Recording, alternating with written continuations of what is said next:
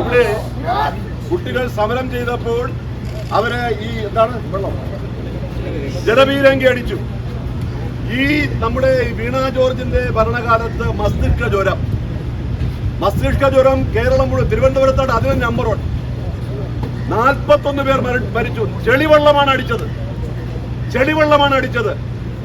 അപ്പോൾ അധികാരത്തിലിരിക്കുന്ന ആളുകൾ ഇതൊക്കെ മനസ്സിലാക്കണം. 41 പേർ മരിച്ചു. അതിന്റെ ഉറവിടം കണ്ടെത്താൻ കഴിഞ്ഞിട്ടില്ല. എന്ത് ആരോഗ്യ വകുപ്പാ? തോടുകൾ മുഴുവൻ മാലിന്യങ്ങൾ നിറഞ്ഞിരിക്കുന്നു. പാർവതി പുത്തനാറ്, കിള്ളിയാറ്, ആമഴഞ്ചാൻ തോട്, എത്ര എന്തെങ്കിലും ചെയ്യുന്നുണ്ടോ ഈ ഗവൺമെന്റ്? അവിടെ നിന്ന് വെള്ളം എടുത്തുകൊണ്ട് കുട്ടികളെ അടിക്കുകയാണ്. ആ മസ്തിഷ്ക ജ്വരം. 41 പേർ മരിച്ചു. ഉറവിടം കണ്ടെത്താൻ കഴിഞ്ഞിട്ടില്ല. നിപ്പ വന്നു. ബംഗ്ലാദേശ് പോലും ഉറവിടം കണ്ടെത്തി. കേരളത്തിൽ ഇതുവരെ ഉറവിടം കണ്ടെത്താൻ കഴിഞ്ഞിട്ടില്ല.